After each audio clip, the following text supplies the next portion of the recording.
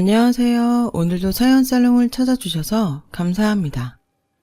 저는 30대 후반의 평범한 공무원이에요. 부족하지도 풍족하지도 않은 평범한 집안에서 자랐고 성격도 특별히 모난 구석 없이 남들만큼 원만하고 남들만큼 평범한 축에 들었죠. 물론 저에게도 단 하나 남다른 구석은 있었으니 그것은 바로 튼튼한 체력. 친정 부모님으로부터 물려받은 체력인데요.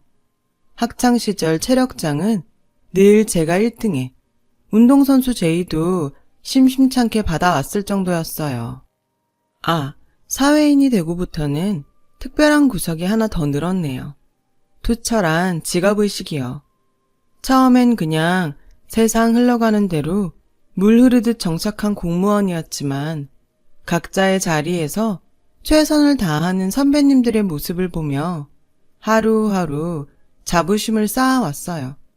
사회의 안녕에 이바지하고 있다는 자부심 하나로 위험을 무릅쓰고 내달릴 만큼 말이죠. 그런 자부심에 상처를 입고야 말았던 사건이 오늘의 제 사연이에요. 공무원 생활이 안정되어 갈 무렵 저는 지인을 통해 만났고 연애를 이어오던 남자와 자연스럽게 결혼을 하게 되었어요. 홀어머니와 노총각 친형 하나를 둔 남편은 가난한 집에서 자랐지만 구김살 하나 없이 늘 성실하며 포근한 사람이었습니다. 남편의 포근한 모습은 아마도 시어머니를 닮지 않았나 싶었어요. 시댁에 결혼 허락을 받으러 가던 날, 처음 마주한 시어머니는 남편처럼 포근한 사람이었고 훌륭한 음식 솜씨와 함께 저를 아주 크게 반겨주었죠. 어떻게 나름 준비를 한다고 해봤는데 찬들이 입에 맞을지 모르겠구나. 정말 맛있어요. 음식 솜씨가 일품이세요. 다행이구나.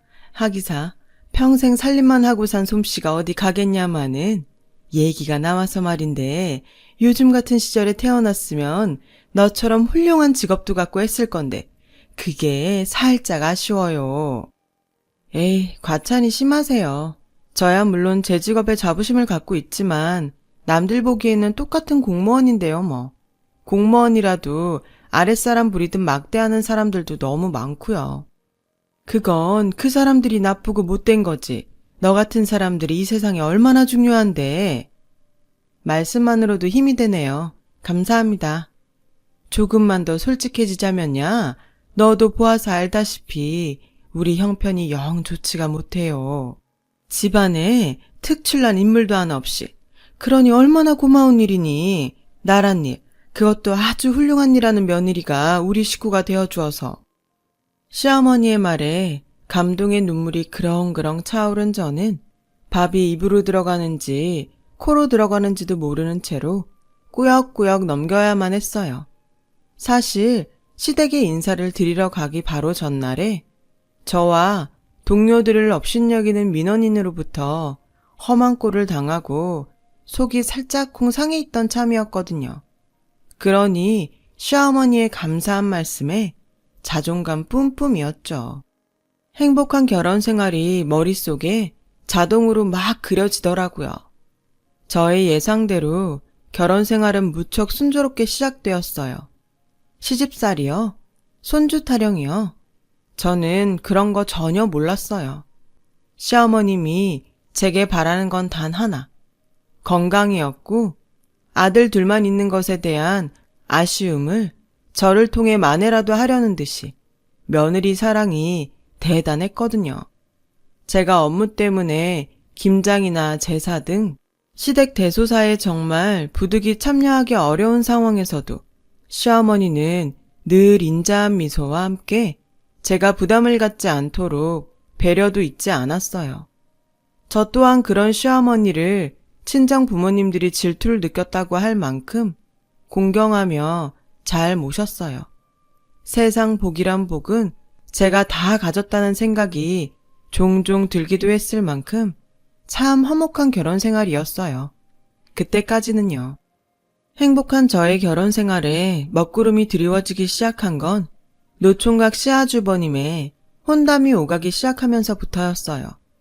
시형님들 자리는 소위 사자 들어가는 직업이라 불리는 직업 중에서도 손에 꼽히는 회계사였죠. 또한 무척이나 유복한 집안의 외동딸이라고 했어요. 그 이야기를 처음 알게 된 순간 저는 보았어요. 입이 귀에 걸린 미소를 남몰래 숨기는 시어머니의 모습을요. 당시만 해도 저는 큰 걱정은 하지 않았어요. 시어머니의 생활고를 곁에서 지켜보았고 이따금씩 도움도 드려왔던 저에게도 반가운 소식이었거든요. 이젠 같이 해줄 든든한 사람이 하나 생겼다. 그렇게 생각했어요. 그리고 어머님이 큰아들 걱정은 이제 덜하게 되겠다는 생각에 더 반가웠고요. 혼담의 시작으로부터 얼마 지나지 않아 반가운 소식이 연달아 들어왔어요. 하필이면 상견례 날 저는 당직이 있어서 저녁 식사 자리에 참석하지 못했는데요. 사돈댁 분들과 인사를 마치고 돌아온 시어머니가 고민인 척 넌지시 이야기를 들려주더라고요. 회계사라더니 보면 볼수록 탐나는 녀석이더라. 듣던 대로 무척 잘 사는 집안인 것 같고. 그래요? 잘 됐네요 정말. 이제 큰아들 걱정은 한시름 덜겠어요. 그럼 거꾸로 내가 걱정이지. 어머님이 왜요? 혹시 양가 차이 때문에 걱정하시는 거라면 그러시지 않아도 괜찮아요. 어머님처럼 좋은 시어머니가 세상에 또 어딨다고요. 그게 아니라 있잖니.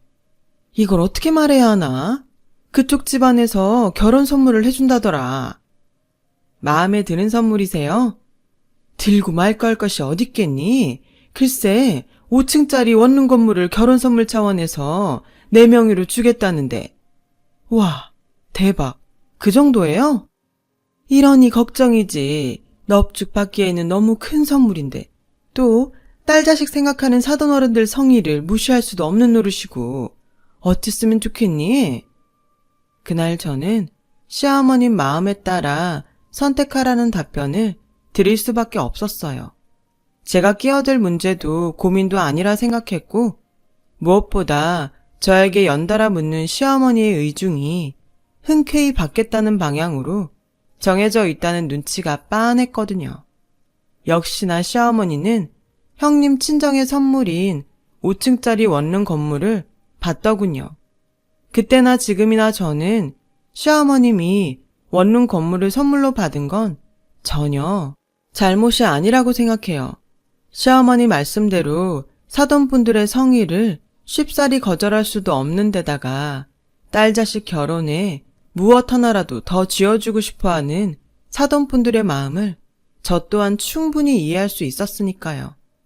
왜 다들 아시잖아요. 자식 생각하는 부모 마음은 세상 어느 누구든 다 똑같다는 거요. 하지만 문제는 다름 아닌 시어머니였어요. 세상 둘도 없이 좋은 분이었던 시어머니가 변하기 시작한 거예요. 사돈분들에게서 5층 원룸 건물에 명의 이전을 받던 날, 정확히는 명의 이전 며칠 전에 원룸 건물을 시어머니가 눈으로 직접 확인하던 순간부터 변하기 시작했죠. 그 5층 건물은 신축 건물이었어요. 심지어 아주 좋은 목자리에 세워진 건물이더군요. 근처에 오피스타운, 그러니까 사무실 단지가 자리에 있을 만큼 목 좋은 자리였고 모든 입주자들이 직장이었던 덕분에 상업단지나 대학가 원룸에 비하면 관리 또한 훨씬 수월한 곳이었죠. 더욱이 예비 입주자 대기까지 있을 만큼 늘 만실인, 말 그대로 알짜배기 원룸이었어요. 원룸의 임대료는 당연히 새 주인인 시어머니의 몫이 될 예정이었죠. 실제로 명의 이전을 받으면서 임대료 입금 통장도 시어머니의 명의로 함께 옮겼어요. 게다가 형님의 직업은 남들 다 부러워하는 회계사잖아요. 원룸 건물의 돈맛과 회계사 며느리를 얻었다는 부러움을 한몸에 받은 시어머니의 눈에는 평범한 친정에 평범한 공무원인 제가 자꾸만 하찮게 보였던 모양이에요. 시아주버님과 형님이 결혼식을 올린 직후부터 저에게 크고 작은 차별이 시작되었어요. 우리 큰 며느님이 말이다. 회계감사님 원이 들어갔다더니 요즘 많이 바쁜 모양이더구나. 아, 네. 무슨 대답이 그렇게 시원찮니? 네? 답답하기는. 하기사 이러니 공무원이나 하고 앉았지. 에이, 제가 무슨 초능력자도 아니고 말씀을 하셔야 알아듣죠. 짬짬이 형님 댁 들러서 집안 살림이라도 좀 도우라는 얘기다. 제가요? 같이 사는 집이면 몰라도 따로 사는데요. 얘가 회계사 일이 좀 바쁘고 좀 어렵겠니? 한 집안 식구 사이에 서로 돕고 살면 좀 좋아? 죄송한데요, 어머님. 솔직히 어머님께서 요즘 저한테 왜 이러는지 진짜 모르겠네요. 저도 요즘 한창 바쁜 계절이라는 거 다 알고 계시면서요. 따지지 말거라. 출퇴근길에 짬짬이 들러서 형님네 살림부터 좀 거들고 다음 주에 제사고 제사 지나면 김장도 해야 하니 정 안 되겠거들랑 휴가라도 써놓거라. 귀한 회계사 며느님더러 음식까지 해놓으랄 순 없잖아. 맞네, 며느리 차별하시는 거. 그쵸? 일단 그렇게 해주는 것으로 알고 이만 가보마. 그래요. 제사, 김장, 저도 한 집안의 식구이니만큼 함께 하자는 시어머니의 말이 기분 나쁘지는 않았어요. 하지만 형님네 살림살이까지 해놓으라는 이야기는 속이 좀 많이 상하더라고요. 시어머니의 생각이 형님과 저를 향한 차별이라는 눈치가 너무 빤하게 보였기에 더더욱 그랬어요. 제가 그런 눈치를 채거나 말거나 시어머니의 차별은 갈수록 노골적이 되어갔어요. 이 세상 좋은 건 모두 형님 덕분. 시어머니의 모든 사랑 또한 형님 차지였어요. 저요? 잘못한 것도 없는데 천덕꾸러기가 되었죠. 이 세상 모든 나쁜 건 다 저 때문이었고 시어머니의 미움 또한 저희 차지가 되어버렸거든요. 그놈의 돈 타령, 고맙고 든든한 원룸 타령, 집안 타령도 갈수록 심해지더라고요. 입만 열면 원룸이 어쩌고 저쩌고. 이래서 결혼은 공짜가 아니라는 말을 대놓고 하지를 않나. 수시로 회계사인 형님의 직업과 공무원인 저의 직업을 비교하셨어요. 그때마다 저는 제가 왜 그래야 하는지 의문스러워하면서도 시어머니에 맞서 스스로를 변호해야만 했죠. 공무원이긴 하지만 못 배운 거 아니다. 형님 못지않은 대학 졸업했다. 5층짜리 원룸 건물은 아니지만 혼수도 부족함 없이 해올 만큼 해왔으니 그만 좀 무시해라.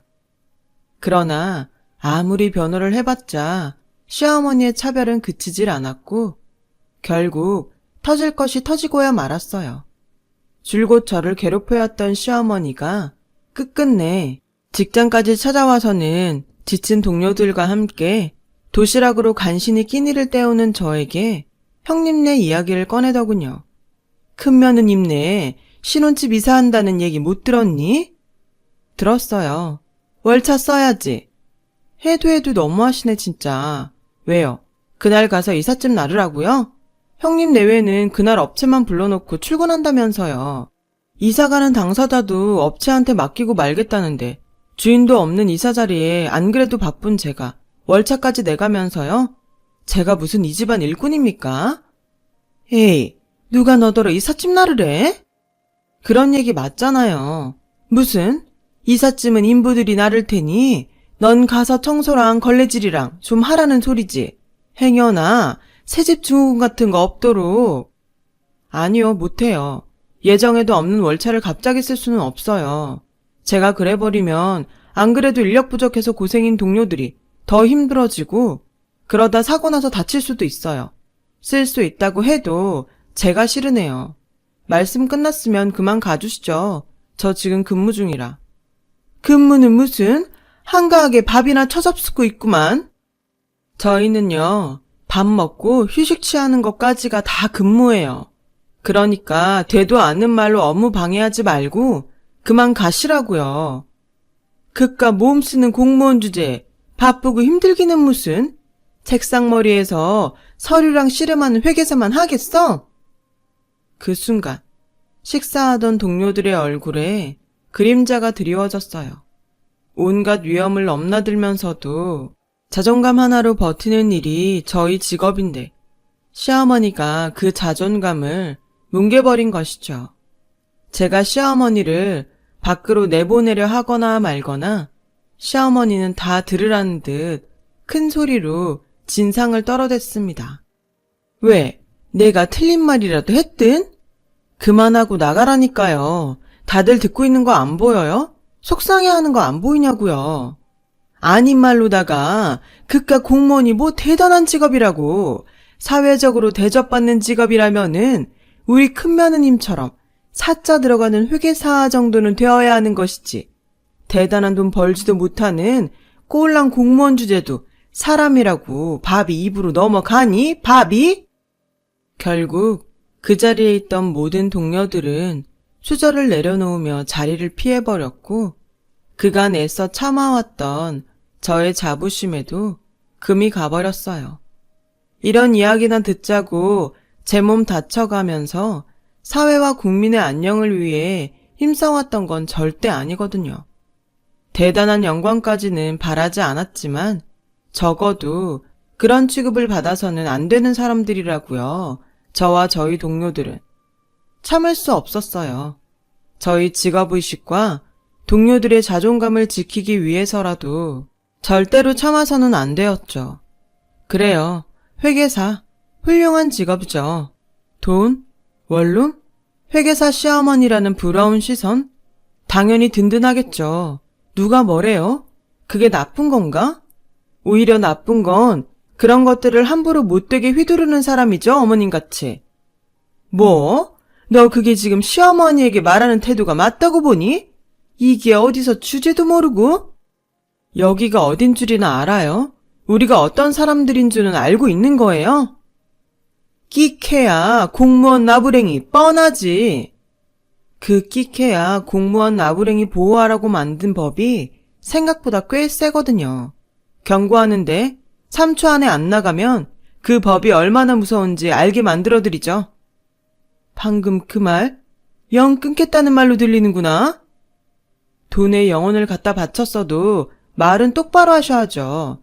인연은 그쪽에서 먼저 자른 거고 살다가 언젠가 한 번은 우리 같은 사람한테 도움받을 일, 고마워할 일 분명히 생길 거예요. 인연이 어딜 자꾸 기어올라. CM이 쓰러져 죽는 꼴 보고 싶어가지고 아주. 죽는다는 말은 딴 데 가서 하세요. 여긴요. 죽는다 어쩐다 그런 말 함부로 할 수 있는 데가 아니에요. 알아들었으면 검거돼서 끌려가기 전에 본인 발로 곱게 나가주세요. 한때나마 며느리였던 사람이 해주는 마지막 배려니까. 결국 시어머니는 쫓겨나듯 떠났어요. 그 와중에도 체면을 차리는지 코웃음 팍팍 쳐가면서요. 그렇게 저는 시댁과 의절하게 되었습니다. 남편이요. 남편은 진작부터 시댁과 거리를 두자고 얘기해 왔었어요. 그동안 쭉 시어머니의 며느리 차별을 못마땅하게 생각했었고 저와 함께 수시로 맞서주기도 했었고요. 오히려 그날 저와 시어머니의 다툼 이야기를 듣고는 잘했다며 칭찬해 주었죠.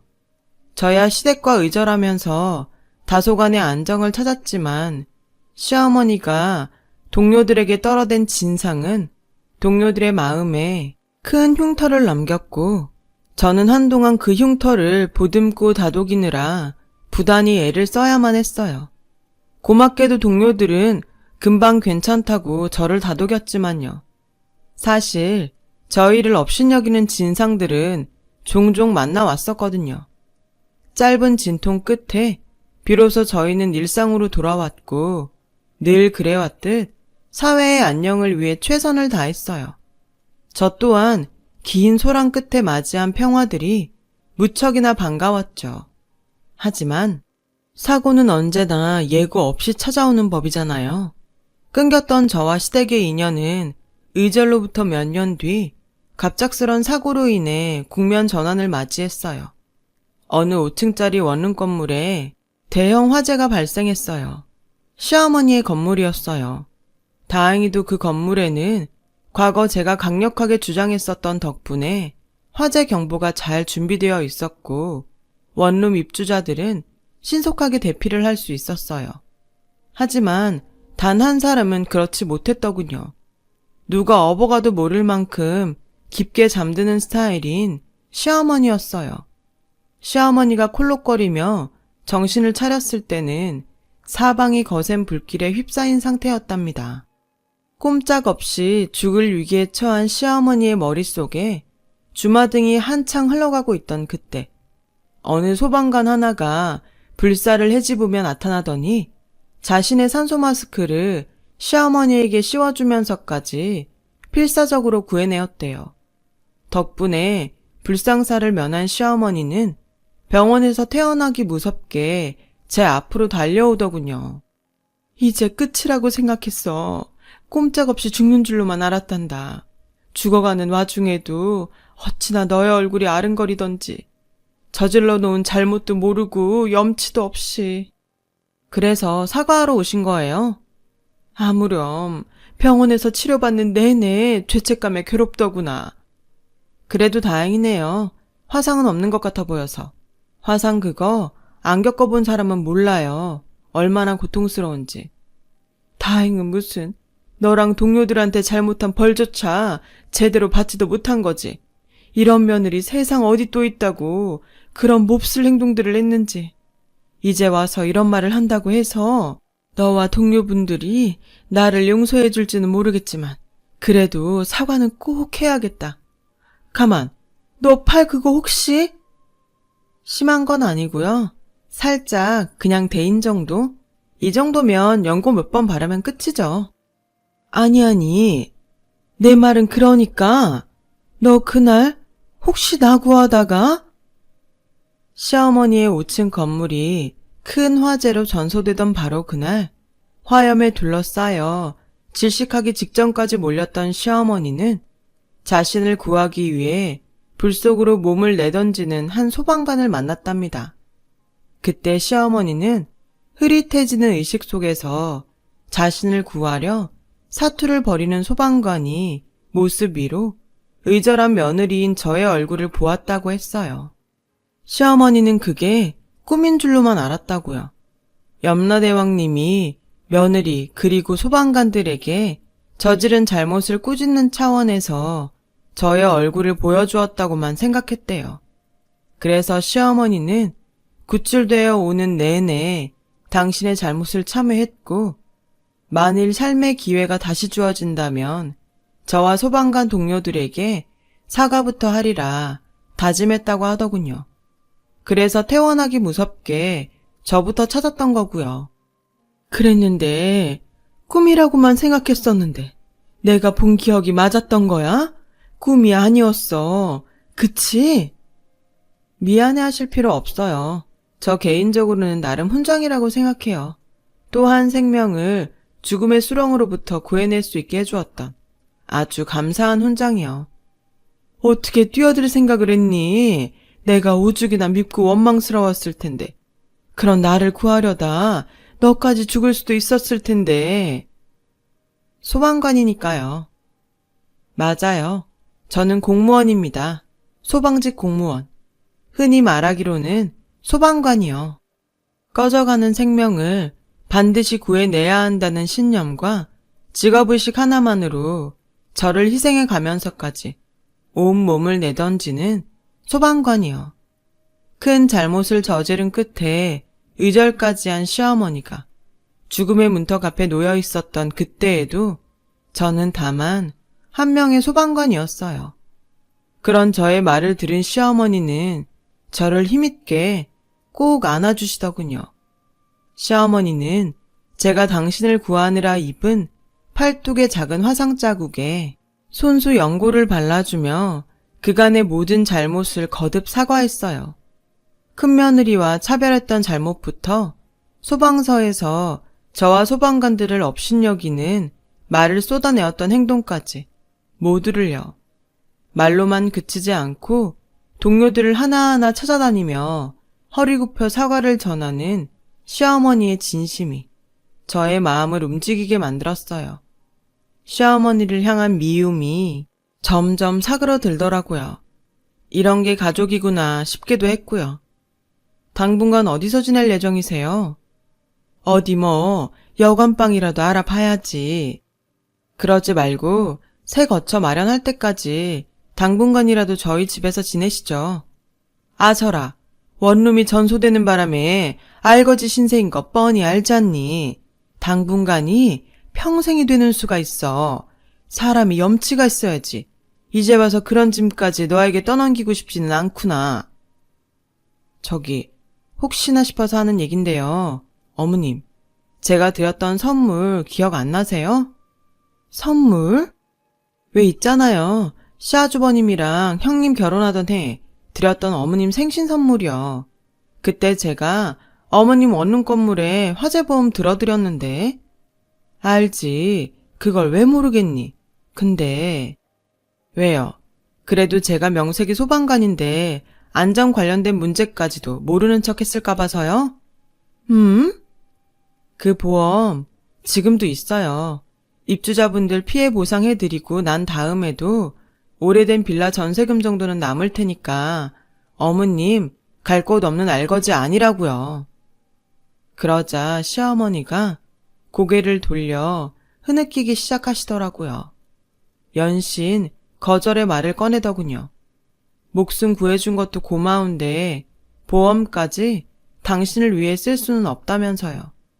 저는 그런 시어머니의 마음을 포근하게 감싸드렸어요. 있잖아요, 어머님. 자꾸 거절하시면 제가 밖에서 욕먹고 다녀요. 세상 사람 다 구하는 소방관 며느리가 가족 하나 제대로 못 챙긴다면서요. 그럴 순 없잖아요. 대신 약속 하나만 해주시면 돼요. 앞으로 저와 형님에게 예전 같은 차별은 되풀이하지 않겠다는 약속이요. 전 그거면 충분합니다. 그래, 그러자꾸나. 어떻게 구해준 생명인데 사람답게 살려면 같은 잘못은 되풀이하지 않아야지. 너한테 고맙고 미안해서라도. 소란스러웠던 다툼의 날들과 눈물에 젖은 하루는 비로소 지난 과거의 허물로 저물어 갔어요. 시어머니는 원룸 입주자들에게 피해 보상을 해주고 남은 화재 보험금으로 마련한 작은 빌라에서 지내고 있어요. 죽음의 문턱에서 한 번, 전 재산을 날려먹은 거짓골에서 한 번, 그렇게 2번 기사회생한 셈이죠. 그 격렬한 사선을 넘나들면서 가슴 깊은 참회를 이루었던 덕분일까요? 시어머니는 세상 좋은 분이었던 옛 모습을 되찾았답니다. 가끔씩 저희 소방서로 맛있는 간식도 해다 주시고요. 큰 며느리, 작은 며느리 차별이요? 당연히 없죠.